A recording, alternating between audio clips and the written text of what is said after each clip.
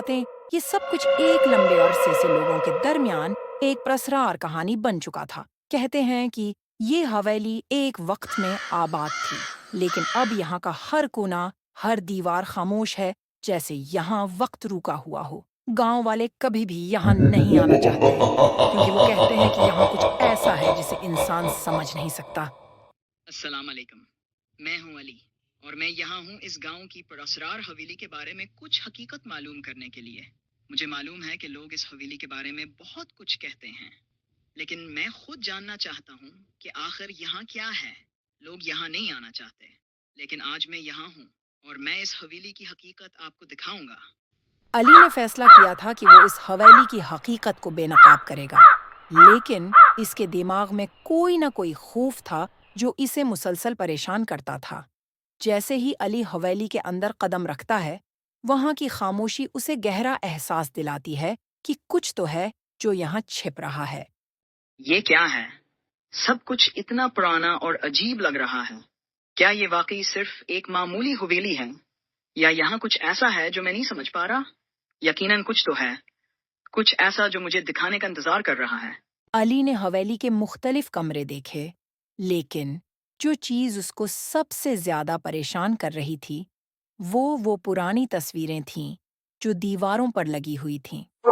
हर तस्वीर में एक लड़की की शक्ल दिखाई देती थी और उसकी आंखों में एक गम था जो अली के दिल में एक अजीब सा ख्याल डाल रहा था। ये तस्वीरें, ये सब क्या हैं? वो लड़की, मैंने इसके चेहरे पर गम की लकीरें देखी हैं, जैसे वो कुछ छुपाती हो, कुछ ऐसा जो वो नहीं बता सकती। क्या ये वही लड़की है जिसकी रूह इस हवेली में रहती है?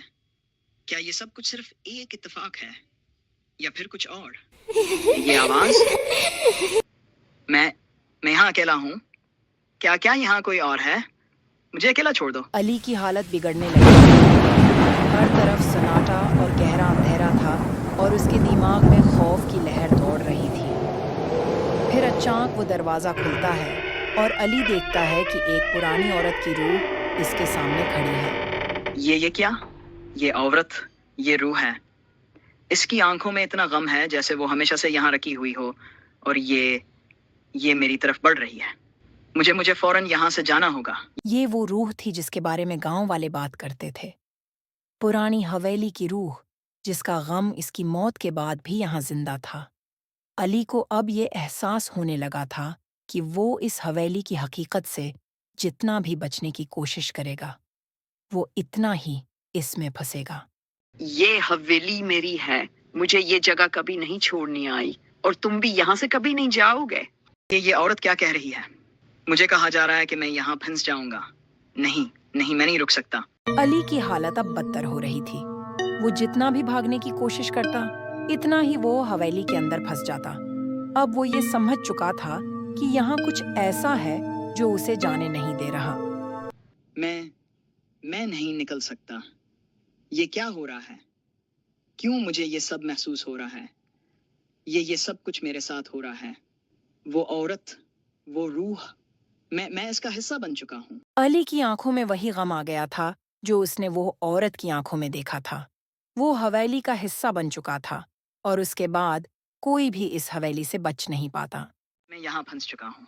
जैसे वो रूह कभी यहाँ से नहीं जा सकती थी, वैसे अब मैं भी हमेशा के लिए यहाँ हूँ। अब अली, वो लड़की और वो रूह इस हवेली के अंदर हमेशा के लिए बंद हैं।